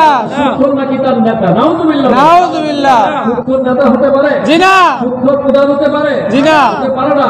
কাজে একে সমর্থন করে তারা প্রধান বানিয়েছে এবং একে এখন সমর্থন করে নেতা বলতেছে। নাউজুবিল্লাহ। সুদের বিরুদ্ধে ওয়াজ করে না, করলে তো সুদ করে বিরুদ্ধে যাবে। করে বলে নাউজুবিল্লাহ। আসলে দুনিয়াদার ভণ্ড প্রতারক, ঠিক কিনা? এদের থেকে সাবধান থাকবেন। দুনিয়াদার আলিম ওলামা কিয়ামত পর্যন্ত থাকবে, কিয়ামত পর্যন্ত থাকবে। তারা মানুষের ঈমান নষ্ট করবে, আমল নষ্ট করবে। এদের থেকে আমাদেরকে বেঁচে থাকতে হবে। চেহারা সুন্দর হলে লাভ দিয়ে পড়বেন না, চেহারা সুন্দর হলে লাভ দিয়ে পড়বেন না। অনেক ইহুদি নাসারা আছে, এখনো আছে, কাফের মুশরিক আছে, চেহারা অনেক সুন্দর, ঠিক কিনা? সিনেমার নায়কদের চেহারা আরো সুন্দর, ঠিক কিনা? এই জন্য কি এদেরকে অনুসরণ করা যাবে? অনুসরণ করা যাবে না। সাবধান, সতর্ক থাকবেন। এটা হচ্ছে রজব মাস। কি মাস? রজব। ধরে বলেন রজবুল হারাম মাস, রজব মাস। আরবিতে মাস কয়টা? 12টা। আরবিতে মাস কয়টা? 12টি। 12টা না 15টা? 12টা। হ্যাঁ 12টি। 12টা। আরবিতে মাস কয়টা? 12টা। ইংরেজি মাস কয়টা? 12টা। বাংলা মাস 12টা। আরবি মাস 12টা। এখন বাঙালিরা, আমরা মুসলমান, ইংরেজি মাস জানি, ঠিক মতো বলতে পারি, বাংলা মাসগুলো ঠিক মতো বলতে পারি। অনেক মুসলমান আছে আরবি মাসগুলো ধারাবাহিক ঠিক মতো বলতে পারে না, ঠিক কিনা? বলতে পারে না। অনেকে মনে করে রমজান মাস আরবি বছরের প্রথম মাস, মনে করে। কি করে? কারণ রমজান মাস আসলে তো সবাই জানে, সবাই শুনে, প্রচার প্রসার হয়, মনে করে রমজান মাস আরবি বছরের প্রথম মাস। রমজান কি আরবি বছরের প্রথম মাস? কোন মাস? আরবি বছরের প্রথম মাস কোনটা? মুহররমুল হারাম শরীফ। মুহররমুল হারাম শরীফ আরবি বছরের প্রথম মাস। এই রজব মাস কয় নম্বর মাস? কে বলতে পারবে? রজব মাস কয় নম্বর মাস? 7 নম্বর। 7 নম্বর। 7 নম্বর মাস হচ্ছে রজব মাস। 8 নম্বর মাস শাবান, 9 নম্বর মাস রমাদান, 10 নম্বর মাস শাওয়াল, তারপরে 11 নম্বর মাস জিলকদ, 12 নম্বর মাস হচ্ছে জিলহজ। ঠিক না? এই নামগুলো খেয়াল রাখতে হবে। রাজারবাগের মুর্শিদ কেবলা এগুলো আমাদেরকে হাতে কলমে আমাদেরকে দেখায় দেন, চোখে দেখায় দেন এবং আমাদের অন্তরের মধ্যে গিলায় দেন। চলে বলুন সুবহানাল্লাহ। আরবি মাস, আরবি দিনগুলো, আরবি তারিখগুলো, আরবি বারগুলো আমাদেরকে অন্তরের ভিতরে ঢুকাই দিচ্ছেন। সুবহানাল্লাহ। এখন ওনার কাছে যারা গেছেন তারা এগুলো জানেন না, যারা জানলে তারা কি জানতে পারবে? জানতে পারবে না। এই জন্য ওনার কাছে যেতে হবে, ওলি আল্লাহদের কাছে যেতে হবে। উনি আজকে মানুষের ঈমান হেফাজত করতেছেন, আমল হেফাজত করতেছেন, ঠিক কিনা? এই যে কুফরি বক্তব্যগুলো দিচ্ছে, কেউ প্রতিবাদ করে না। রাজারবাগের পীর কেবলা শক্তভাবে এগুলো প্রতিবাদ করতেছেন। সুবহানাল্লাহ। শক্তভাবে প্রতিবাদ করতেছেন, সঠিক আকীদাটা তুলে ধরতেছেন, সঠিক আমলটা তুলে ধরতেছেন। সুবহানাল্লাহ, সুবহানাল্লাহ। এই রজবুল হারাম মাস অনেক দিক দিয়ে সম্মানিত, মর্যাদাবান। রজবুল হারাম মাসের 1 তারিখ ছিল দোয়া কবুলের রাত্র, ঠিক না? পয়লা জুমার রাত্র ছিল লাইলাতুর রাওয়ায়েহ শরীফ। সুবহানাল্লাহ। যে রাত্রিতে আমার নবী ওনার আব্বার পৃষ্ঠ মোবারক থেকে আম্মার রহিম শরীফে তাশরীফ নিয়েছিলেন। সুবহানাল্লাহ। 6 তারিখ গেল সুলতানুর রহিম গরিবে নওয়াজ রহমাতুল্লাহ আলাইহি ওনার বেসাত শরীফ দিবস। সুবহানাল্লাহ। তারপরে 10 তারিখ, 11 তারিখ, 12, 13, 14, 15, 17 তারিখ বিশেষ আইয়ামুল্লাহ শরীফ গেছে। এখন সামনে রয়ে গেছে শবে মেরাজ। সামনে কি আছে? শবে মেরাজ। কি আছে? শবে মেরাজ। মেরাজ। শবে মেরাজ কবে? 27 রাত্রে। 27 রাত্রে। কিছু দেখবেন ভণ্ড প্রতারক আছে, এরা এই শবে মেরাজ আসলে বলে 27 তারিখে শবে মেরাজ, এর কোনো দলিল নেই। করে বলে নাউযুবিল্লাহ। কেন এই কথা বলে? কেন? যাতে মানুষ ওই তারিখে আমল না করে, ওই রাত্রটা যেন উদযাপন না করে, পরের দিন যেন রোজা না রাখে। এই জন্য তারিখ নিয়ে একটা ফিতনা সৃষ্টি করে দেয়। জোরে বলে নাউযুবিল্লাহ। বলে ওই তারিখে যে শবে মেরাজ হয়েছে এটা কোনো নির্ভরযোগ্য বর্ণনা নাই। অথচ আব্দুল হক মুহাদ্দিস দেহলভী রহমাতুল্লাহ আলাইহি, যিনি পাক ভারত উপমহাদেশে হাদিস শরীফের প্রচার প্রসার করেছেন, ওনার মা সাবাতা বিস সুন্নাহ কিতাবের মধ্যে উনি স্পষ্ট উল্লেখ করেছেন যে মশহুর বর্ণনা মতে রজব মাসের 27 তারিখ রাতে আমার নবীর মেরাজ হয়েছে। সুবহানাল্লাহ। কয় তারিখ? 27 তারিখ। 27 তারিখ রাতে মেরাজ হয়েছে। আল মেরাজ হাক্কুন, মেরাজ হচ্ছে সত্য, মেরাজ বিশ্বাস করতে হবে। মেরাজের ঘটনা আমার পূর্ববর্তী বক্তা আলোচনা করেছেন, সংক্ষেপে হলে আলোচনা হয়েছে। আর মেরাজের আমার মূল বিষয় হচ্ছে মেরাজের রাত্রটা অত্যন্ত ফজিলতপূর্ণ রাত্র, দোয়া কবুলের রাত্র, ঠিক কিনা? আগামী 27 তারিখ, কয় তারিখ? 27 তারিখ জানুয়ারির 27 তারিখ দিবাগত রাত্র, সোমবার দিবাগত রাত্রে সবে মেরাজ। ওই রাতে মিলাদ মাহফিল করবেন, মিলাদ করাবেন ঘরে ঘরে, তারপরে ওই দোয়ার ব্যবস্থা করবেন, তাবারুকের ব্যবস্থা করবেন, আল্লাহর কাছে কান্নাকাটি করবেন, তারপরে রাত্রে পালে কিছু নামাজ কালাম করবেন, ইবাদত বন্দেগী করবেন। কারণ রজব মাসের 27 তারিখে নামাজ ফরজ হয়েছে, ঠিক কিনা? আল্লাহ পাক নামাজ দিয়েছিলেন, প্রথম কয় ওয়াক্ত দিয়েছিলেন? 50 ওয়াক্ত। কয় ওয়াক্ত? 50 ওয়াক্ত। 50 ওয়াক্ত। কত ওয়াক্ত? 50 ওয়াক্ত। 50 ওয়াক্ত থেকে কমাতে কমাতে 5 ওয়াক্ত আনা হয়েছে। আমার নবীজি আসতেছেন আর উম্মতের চিন্তা করতেছেন যে 50 ওয়াক্ত নামাজ দেওয়া হয়েছিল, যদি 50 ওয়াক্ত পড়তো আমার উম্মত অনেক ফজিলত পেত। সুবহানাল্লাহ। এখন তো 45 ওয়াক্তের ফজিলত থেকে মাহরুম হয়ে গেল। উম্মতের চিন্তা করছেন, আল্লাহ পাক ডেকে বলেন, আমার হাবিব, ও আমার হাবিব, আপনি উম্মতের চিন্তা করছেন, আপনার উম্মতের ফজিলত কম হয়ে গেছে। আপনি জেনে রাখেন নামাজ 5 ওয়াক্ত আছে, কিন্তু আমি আল্লাহ ফজিলত 50 ওয়াক্তেরই রেখে দিয়েছি। সুবহানাল্লাহ। কত ওয়াক্ত? 50 ওয়াক্ত। 50 ওয়াক্তের ফজিলত, একে 10 গুণ। একে কত দেন আল্লাহ? 10 গুণ। একে কত দেন? 10 গুণ। 10 গুণ দেন। 5 10 50 গুণ ফজিলত আল্লাহ দিয়ে দিবেন। সুবহানাল্লাহ। সুবহানাল্লাহ। নামাজ পড়ার দরকার আছে না? আছে। নামাজ 5 ওয়াক্ত পড়তে হবে, যথাযথভাবে পড়ার কোশিশ করতে হবে। যদি কাজা হয়ে যায় তওবা করবেন, ইস্তেগফার করবেন, আবার সঠিকভাবে নামাজটা আদায় করবেন। কারণ নামাজের হিসাব কিন্তু আল্লাহ প্রথম দিবেন, ঠিক কিনা? ঠিক। আউয়ালু মা ইউহাসিবু ইয়াওমাল কিয়ামাতি বিস-সালাহ, সর্বপ্রথম নামাজের হিসাব নেওয়া হবে। কাজে নামাজ প্রত্যেক মুসলমানকে যথাযথভাবে আদায় করতে হবে, পুরুষ মহিলা সবার জন্য। আর মহিলাদের জন্য বিশেষভাবে পর্দা করা ফরজ। পর্দা করা কি ফরজ? ফরজ আইন। পর্দা করা কি ফরজ আইন। পর্দা করতে হবে মহিলাদেরকে, শরীর পর্দা থাকতে হবে, পর্দার মধ্যে থাকতে হবে। কারণ বেপর্দা যে হয় সে দায়ুস। বেপর্দা হলে কি দায়ুস? দায়ুস। তার কোনো ইবাদত বন্দেগী আল্লাহর দরবারে কবুল হয় না, সে জান্নাতে যেতে পারবে না। জান্নাতের দরজায় লেখা আছে দায়ুসের জন্য জান্নাত হারাম। দায়ুসের জন্য কি জান্নাত হারাম। হারাম। যারা বেপর্দা হয় তারা দায়ুস, তাদের ইবাদত কবুল হয় না, তারা জান্নাতে যেতে পারবে না। চলে বলেন নাউজুবিল্লাহ। আর পুরুষের জন্য দরকার হচ্ছে হালাল খাদ্য খাওয়া। হালাল খাদ্য খাওয়া। সুদ থেকে দূরে থাকবে, সুদের কাছেও যাবেন না। কারণ বলা হয়েছে 1 দিরহাম সুদ খাওয়া, 1 দিরহাম সুদ খাওয়া 36 বার ব্যভিচার করার চেয়ে কঠিন গুনাহ। চলে বলেন নাউজুবিল্লাহ। আরে হাদিস শরীফে আছে যে সুদ যে খাইল 1 দিরহাম সে নিজের মায়ের সাথে ব্যভিচার করলো। নাউজুবিল্লাহ। আজকে এই সুদ রন্ধ্রে রন্ধ্রে ঢুকে গেছে, ঘরে ঘরে, বাড়িতে বাড়িতে সুদ, ঠিক কিনা? বাড়িতে বাড়িতে সুদ। কেউ সুদ খায়, কেউ সুদ দেয়। সুদ খাওয়া, সুদ দেওয়া, সুদের সাক্ষী হওয়া, সুদের হিসাব রাখা সব খারাপ কুফরি, ঠিক কিনা? এই সুদ থেকে পরিপূর্ণভাবে বেঁচে থাকতে হবে। হারাম খাওয়া যাবে না, মালে ভেজাল দেওয়া যাবে না, ঘুষ খাওয়া যাবে না, ঠিক কিনা? হালাল খেতে হবে। হালাল না খেলে কোন ইবাদত আল্লাহর দরবারে কবুল হবে না। কবুল হবে না, কবুল হবে না। আমরা চাই জান্নাত, আমরা চাই আল্লাহর সন্তুষ্টি, আমরা চাই নাজাত। এই জন্য আমাদেরকে হালাল খেতে হবে, 5 ওয়াক্ত নামাজ পড়তে হবে, পর্দার সাথে চলতে হবে, ঠিক কিনা? রাজারবাগ শরীফের মামুন মুর্শিদ কেবলা এই কথাগুলো আমাদেরকে বলে থাকেন। উনি হক কথাগুলো বলেন, এই কারণে অনেকের ভালো লাগে না, এই কারণে ওনারা অনেকেই বিরোধিতা করে, ওনার বিরুদ্ধে ষড়যন্ত্র করে। কি করেন? ষড়যন্ত্র করেন, অপপ্রচার করেন। নাউজুবিল্লাহ। এটা করবে, এটা থাকবে, হক কিয়ামত পর্যন্ত থাকবে। না হক আছে, না হক হকের বিরোধিতা করবেই করবে, ঠিক কিনা? এই জন্য হক কি দমে থাকবে? হক দমে থাকবে না। হক কথা বলতেই হবে। আমরা সারা বিশ্বের সারা জায়গায় হক কথাগুলো বলে যাই। কেন?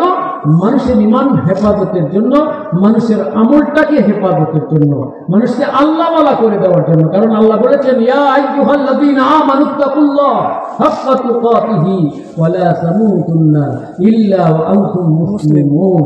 হে ঈমানদার বান্দা বান্দীরা, আল্লাহকে ভয় করার মতো ভয় করো, মুসলমান না হয়ে কেউ মারা যেও না। না, মুসলমান হও, এরপরে মৃত্যুবরণ করো। কারণ মুসলমান না হয়ে যদি কেউ মারা যায় সে সরাসরি জাহান্নামে যাবে। চলে বলেন নাউজুবিল্লাহ। আর মুসলমান হয়ে ইন্তেকাল করলে সরাসরি জান্নাতে চলে যাবে। সুবহানাল্লাহ, সুবহানাল্লাহ। ঠিক না বেঠিক? ঠিক। এজন্য খাঁটি মুমিন, খাঁটি মুসলমান হতে হবে। এই মুসলমান হওয়ার জন্য আল্লাহ বলেছেন কুনু মা'আস সাদিকিন, তোমরা সাদিকিন সত্যবাদী ওলি আল্লাহদের সঙ্গী হয়ে যাও। চলে বলেন সুবহানাল্লাহ। ওলি আল্লাহদের সঙ্গী হলে তোমরা আল্লাহওয়ালা হতে পারবে, খাঁটি মুমিন হতে পারবে, খাঁটি মুসলমান হতে পারবে। আমরা সেটাই আল্লাহ পাকের কাছে দোয়া করব। শরীরটা বেশি ভালো না, অসুস্থ, এই জন্য আজকে বেশি আলোচনা করলাম না, সামনে শুধু ধরে করার আলোচনা করব।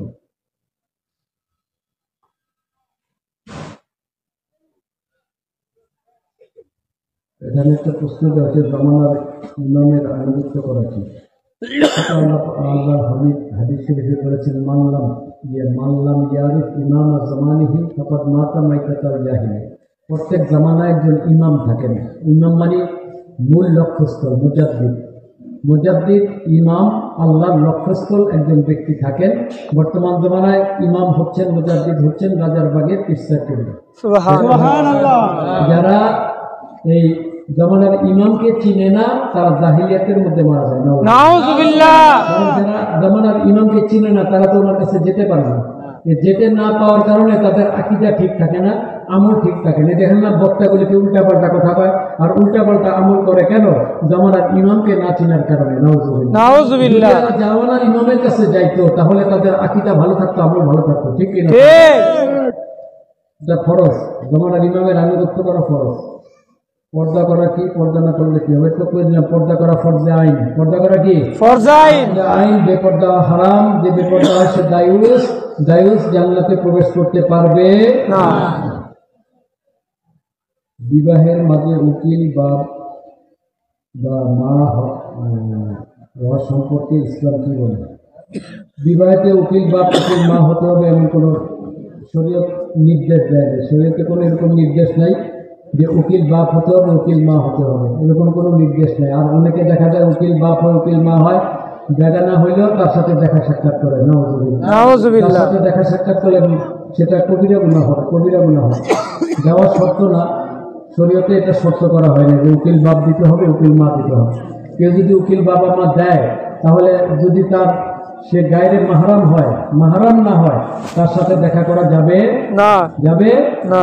অনেকে সন্তান পালে না, মেয়ে পালে, ছেলে পালে না। সন্তান বড় হলে ওই সন্তানের যদি ছেলে হয় তাহলে মা তার সাথে দেখা করতে পারবে না। পালক সন্তানের সাথে মা দেখা করতে পারবে না, কারণ তার সাথে দুধের সম্পর্ক নাই, রক্তেরও সম্পর্ক নাই। এই জন্য তার সাথে দেখা করতে পারবে না। আর যদি মেয়ে পালে, মেয়ে যদি বড় হয়, ওই পালিত বাবা যে সে এই পালক মেয়ের সাথে দেখা করতে পারবে না। এটা শরীয়তে হারাম। কাজে এগুলো জানতে হবে, বুঝতে হবে। শবে বরাতে কোনো নির্দিষ্ট নামাজ আছে কি? শবে বরাতে তো নামাজ কালাম আছে। শবে বরাতে কমপক্ষে 12 রাকাত করতে পারেন, ঊর্ধ্বে 12 রাকাত, নিম্নে কমপক্ষে 4 রাকাত নামাজ পড়তে পারেন, 2 রাকাত করে শবে বরাতের নিয়তে, সুন্নতের নিয়তে। এটা আছে, শরীয়তের নির্দেশ আছে। আমাদের সওয়াল ছিল খেলাফত আল্লাহ পাক যখন দিবেন তখনই হবে। আল্লাহ পাকের যখন নির্দেশ হবে তখনই খেলাফত হবে। তবে খেলাফতের জন্য আমাদের প্রসেস করতে হবে। খেলাফতের কথা বলতে হবে, মানুষকে জানাতে হবে। খেলাফত আসলে কি শান্তি, খেলাফত আসলে কি সুযোগ সুবিধা, এগুলো জানাতে হবে। আজকে খেলাফত না থাকার কারণেই সমাজে এত অশান্তি। ঠিক কিনা? এত অশান্তি, মানুষ খাওয়া পায় না, পড়া পায় না, জিনিসের দাম বাড়ে, মানুষের চিকিৎসা কষ্ট, চিকিৎসা করা দুর্লভ হয়ে যায়, অনেক কিছু। কেন? এই খেলাফত না থাকার কারণে। সাহাবায়ে কেরামের যুগে, খোলাফায়ে রাশেদার যুগে ওনারা এত শান্তি লাভ করেছিলেন, একটা বাঘ আর হরিণ এক ঘাটে পানি খেয়েছে। চলে বলে সুবহানাল্লাহ। ওনারা এত ইনসাফগার করেছিলেন, সবাই মধ্যে ইনসাফ ছিল। ওনারা খুঁজে খলিফারা খুঁজে যারা খাদ্য পেত না তাদের বাড়িতে খাদ্য দিয়ে আসতো। ঠিক কিনা? চলে বলে। আর আজকে যারা শাসক হয় তারা জনগণেরটা চুষে খায়। ঠিক কিনা? চলে বলে। জনগণেরটা লুটপাট করে খায়, নিজে খায়, আবার বিদেশে পাচার করে। চলে বলে। খলিফা হলে ইনসাফ করবে, আমল থাকবে। ঠিক কিনা? চলে বলে। মানুষের মধ্যে খলিফা হলে আপনার চিকিৎসার ব্যয় খলিফা বহন করবে, আপনার পড়ালেখার ব্যয় খলিফা বহন করবে, সরকার থেকে খেলাফত থেকে বহন করবে, তারপরে আপনার বিবাহের খরচ দিবে, তারপরে আপনার বাড়িঘর দিবে, বাড়ি দিবে, আপনার ব্যবসা বাণিজ্য দিবে, চাকরি বাকরি দিবে, সবকিছুর ব্যবস্থা করে দিবে খলিফা। ছেড়ে বলুন সুবহানাল্লাহ। এই যদি সবকিছুর দায়িত্ব খেলাফতের পক্ষ থেকে হয়, আপনার আমার কোনো চিন্তা আছে? জি না। চিন্তা থাকবে? জি না। কিন্তু মুসলমান এখন খেলাফত বুঝে না, খেলাফত জানে না, খেলাফত চায় না। এরা বলে আমরা গণতন্ত্র চাই। নাউজুবিল্লাহ। গণতন্ত্র হচ্ছে কাফের মুশরিকের মতবাদ। কার মতবাদ? কাফের মুশরিকদের মতবাদ হচ্ছে গণতন্ত্র। যারা গণতন্ত্র চাবে তারা এরকমই অশান্তির মধ্যে থাকবে, কারণ কাফের মুশরিক হারাম দিয়ে কখনো আরাম আসে না। ঠিক কিনা? হারাম দিয়ে আরাম আসে? হারাম দিয়ে কখনো আরাম আসে না।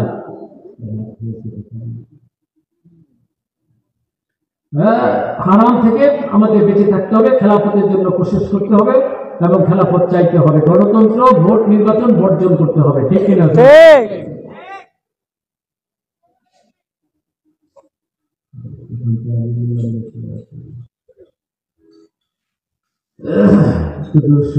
আল্লাহুম্মা সাল্লি আলা সাইয়্যিদিনা মাওলানা রাসূলিল্লাহ ওয়া আলা আলি সাইয়্যিদিনা মাওলানা হাবিবিল্লাহ। আল্লাহুম্মা সাল্লি আলা সাইয়্যিদিনা মাওলানা রাসূলিল্লাহ ওয়া আলা আলি সাইয়্যিদিনা মাওলানা হাবিবিল্লাহ।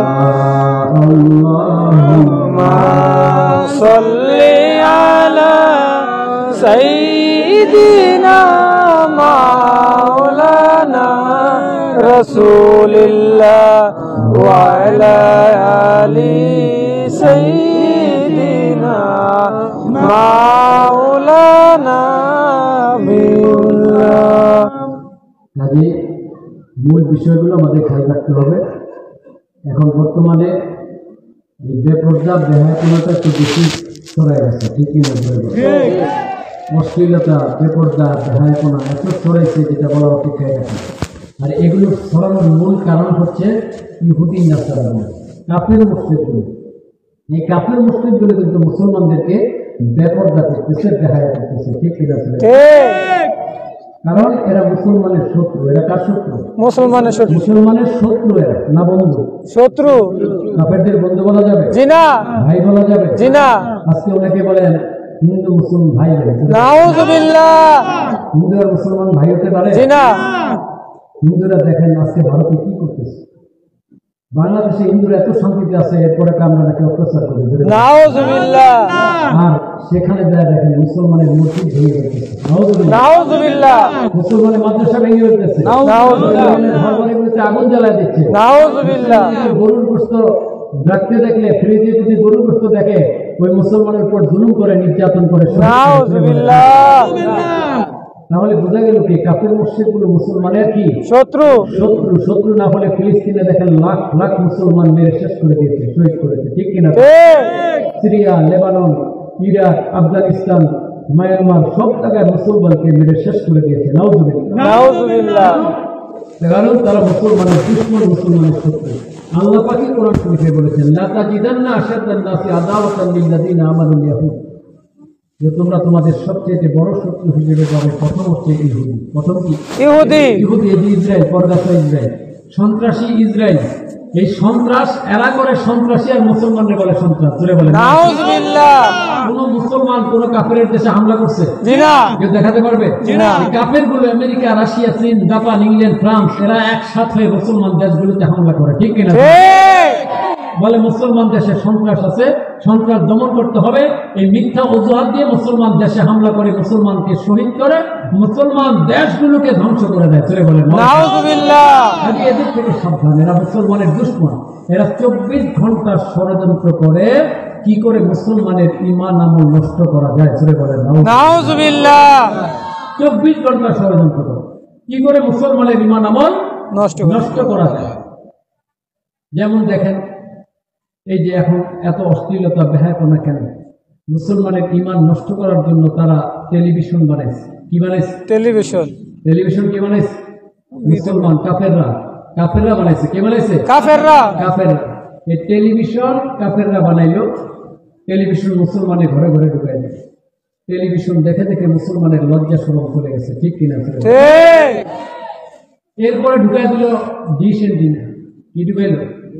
ডিশ এন্টিনা ঢুকাই দিল। ডিশ এন্টিনার মাধ্যম দিয়ে বিদেশি চ্যানেল দেখতে দেখতে আরো অশ্লীল হয়ে গেল। ঠিক কিনা? আগে যাই একটু ভালো কাপড় চোপড় করতো, এখন ইন্ডিয়ার সিরিয়াল দেখতে দেখতে ইন্ডিয়ার সিরিয়ালের নায়িকারা যেভাবে কাপড় পরে এইভাবে কাপড় পরে। জোরে বলেন নাউজুবিল্লাহ। ঠিক না ভাই? ঠিক। কাপড় পরে মনে হচ্ছে শরীরে কাপড়ই নাই। নাউজুবিল্লাহ। এত বেপরদা বেহা হয়ে গেছে। এরপরে দেখেন ডিশ এন্টিনার পরে এখন বের করলো ইন্টারনেট। কি বের করলো? ইন্টারনেট। স্মার্ট মোবাইল ফোন দিয়ে দিল। ইন্টারনেট 24 ঘন্টা ইন্টারনেটের মধ্যে অশ্লীল জিনিস দেখে। ঠিক কিনা? 24 ঘন্টা ইন্টারনেট খুললেই, ফেসবুক খুললেই তো অশ্লীলতা। ঠিক কিনা? কয়জন এগুলোর থেকে হেফাজতে থাকতে পারে? যার আমাদের আল্লাহর ভয় আছে, তাকওয়া পরহেজগারি আছে, সে হয়তো ফিরে থাকতে পারে, কিন্তু একবার দুইবার তিনবার আপনার চোখে পড়বে। জোরে বলেন নাউজুবিল্লাহ। ঠিক না ভাই? ঠিক। এগুলো দিয়ে দিয়ে এখন মুসলমান মা বোনদেরকে বেপরদা বেহায়া করে দিচ্ছে। আজকে এই ফেসবুক ইন্টারনেটের কারণে, ইউটিউবের কারণে পরকীয়া বাড়ছে। জোরে বলেন নাউজুবিল্লাহ। মুসলমানের সংসার নষ্ট হচ্ছে। ঠিক কিনা? ঠিক। যুবক যুবতীরা চরিত্র নষ্ট করতেছে। নাউজুবিল্লাহ। নষ্ট করছে। তারপরে এই ইউটিউব ফেসবুকের মাধ্যম দিয়ে দুনিয়াদার মৌলবীগুলো, মাওলানা বাতিল ফেরকার যে লোকগুলো আছে, এরা মন গড়া যত মিথ্যা কথাবার্তা আছে, মিথ্যা বক্তব্য প্রচার করতেছে, মানুষকে আমল থেকে সরাই দিচ্ছে। জোরে বলেন নাউজুবিল্লাহ। করে না? করে। ইসলামটাকে তারা কাটছাট করে মানুষের কাছে বর্ণনা করে, বলে তারাবি নামাজ 8 রাকাত। জোরে বলেন নাউজুবিল্লাহ। তারাবি নামাজ 8 রাকাত? জি না, 20 রাকাত। 20 রাকাত। 20 রাকাত। হাদিস শরীফ দ্বারা প্রমাণিত। 20 রাকাত নবীজি 20 রাকাত নামাজ আদায় করেছেন। তারাবি নামাজ খোলাফায়ে রাশিদিন 20 রাকাত করেছেন। আর এই নাপিতগুলো কয় 8 রাকাত। নাউজুবিল্লাহ। 8 রাকাত বলে তারাবি নামাজ। বেতের নামাজ 1 রাকাত। জোরে বলেন নাউজুবিল্লাহ। বেতের নামাজ কয় রাকাত? 3 রাকাত। জোরে বলেন কয় রাকাত? 3 রাকাত। কয় রাকাত পড়বো? 3 রাকাত। 1 রাকাত বললে মানবো? জি না, মানবো না। আমরা হানাফি, আমরা 3 রাকাত বেতের নামাজ আদায় করি। ঠিক কিনা? এরপরে বলে দেখেন জুমার নামাজের আগে কোনো সুন্নত পড়া লাগবে না। জোরে বলেন নাউজুবিল্লাহ। আগে পরে কোনো সুন্নত নাই, 2 রাকাত ফরজ পড়লেই হয়। নাউজুবিল্লাহ। অথচ হাদিস শরীফ আছে সাহাবায়ে কেরাম ওনারা জুমার নামাজের আগেও সুন্নত পড়েছেন, পরেও পড়েছেন, নবীজিও পড়েছেন। জোরে বলুন সুবহানাল্লাহ। বুখারী, মুসলিম, তিরমিজি অসংখ্য হাদিস দ্বারা প্রমাণিত। আর এই মৌলবীগুলো কোথায় পাইল যে জুমার নামাজের আগে পড়ে নাকি সুন্নত নাই? নাউজুবিল্লাহ। ফরজ নামাজের পরে বলে মুনাজাত নেই। জোরে বলেন নাউজুবিল্লাহ। আছে না নাই? আছে। ফরজ নামাজের পরে মুনাজাত নেই বলে, অথচ হাদিস শরীফ আছে ফরজ নামাজের পরে মুনাজাত করলে আল্লাহ কবুল করে। সুবহানাল্লাহ। ফরজ নামাজের পরে দোয়াটা নিশ্চিত কবুল হয়ে যায়। জোরে বলেন সুবহানাল্লাহ। ফরজ নামাজের পরে দোয়া করা যাবে না, সবাইকে নিয়ে একা একা করতে হবে। নাউজুবিল্লাহ। নবীজি সাহাবাদেরকে নিয়ে একসাথে দোয়া করেছেন। সুবহানাল্লাহ। সুবহানাল্লাহ। আবার ফতোয়া দেয় যে শবে বরাত নাই, এই যে শবে বরাত আসতেছে না, মিডিয়া দেখবেন এই বাতিল ফেরকার মৌলবীগুলো তাদের মাথা ছাড়া দিয়ে উঠবে, আপনারা শবে বরাত পালন করবেন না। শবে বরাত নাই, শরীয়তে কোরআন হাদিসের কোথাও নাই, রোজা নাই। ছেড়ে বলেন নাউজুবিল্লাহ। বলে কি বলেন? বলে এই যে শবে মেরাজ আসতেছে, মেরাজের 27 তারিখে রোজা রাখার অনেক ফজিলত। 27 তারিখে রোজা রাখা কি অনেক ফজিলত? অনেক ফজিলত। হাদিস শরীফ আছে মান সামা ইয়াউমে সাবিশিনা মিন রজব কাতাবাল্লাহু লা ইবাদাতি 60 শাহরা। যে ব্যক্তি রজব মাসের 27 তারিখ রোজা রাখবে তাকে 60 মাস ইবাদতের ফজিলত দেয়া হবে। সুবহানাল্লাহ। আর হাদিস শরীফ আছে রজব মাসে একটা রোজা রাখলে জান্নাতের নহর থেকে আল্লাহ তাকে পানি পান করাবে। সুবহানাল্লাহ। আর এই তো ফজিলত। এরা বলে রজবে রোজা রাখার দরকার নাই। নাউজুবিল্লাহ। বেদাত, শবে বরাতে বেদাত, সবই বেদাত। এরা যেগুলি করে এগুলো জায়েজ, এরা ছবি তোলে ভিডিও করে এগুলো জায়েজ, এরা বেপরদা হয় এগুলো জায়েজ, এরা তন্ত্রমন্ত্র করে এগুলো জায়েজ, এরা উল্টাপাল্টা পোশাক করে এগুলো জায়েজ। আর আমরা যেটা সঠিকভাবে করি এটা বেদাত। করে বলেন নাউজুবিল্লাহ। এদেরকে এই দাঁড় করাইছে ইহুদি নাসারাগুলো মুসলমান থেকে ঈমান আমল শেষ করে দেওয়ার জন্য। ঠিক কিনা? এরা তো থাকবে, এরা কি থাকবে না? থাকবে, কিন্তু আমাদের সতর্ক থাকতে হবে। আমাদের হকটা শুনতে হবে, হকটা মানতে হবে। কেউ কিছু বললে সেটা মানা যাবে না, ঠিক কিনা? সাধারণ ভাবে একটা মানুষের আকল বুদ্ধি আছে, আছে না নাই? আছে। আকল বুদ্ধিটা খাটানোর চেষ্টা করবেন যে আমরা সারা জীবন মিলাদ কিয়াম করে আসলাম, এখন কিছু লোক বলে মিলাদ কিয়াম নাই, তাহলে এটা কেমন হলে এটা কি মানা যাবে? আমার বাপ দাদা 14 পুরুষ বড় বড় আলেম ওলামা মাওলানা মৌলবী ওলি আল্লাহ মিলাদ কিয়াম করে গেছেন, ঠিক কিনা? আর এখন দুইটা চুনুকুটি বেরোয়েছে, চুনুকুটি বা মিলাদ কিয়াম নাই, করে বলেন না, নাউজুবিল্লাহ। মানা যাবে? জি না, মানা যাবে না। ফরজ নামাজে মোনাজাত মানা যাবে না, মোনাজাত নাই। তারপরে তারাবি নামাজ 8 রাকাত, এটা মানা যাবে না, ঠিক কিনা? কাজে এগুলো খেয়াল রাখতে হবে, মনে রাখতে হবে। এই আমলগুলো আকীদাগুলো বিশুদ্ধ রাখতে হবে।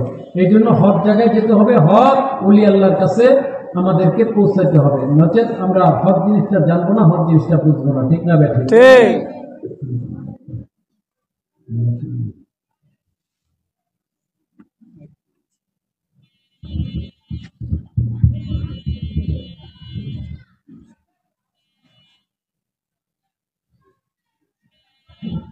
সম্মানিত উপস্থিতি, এখনো আপনারা যারা প্যান্ডেলে এসে পৌঁছেন নাই, তাবারক বিতরণের সুবিধার্থে আপনাদের দৃষ্টি আকর্ষণ করে বলছি, আপনারা পুরুষরা পুরুষের প্যান্ডেলে এবং মহিলারা মহিলাদের নির্দিষ্ট স্থানে পৌঁছে যান।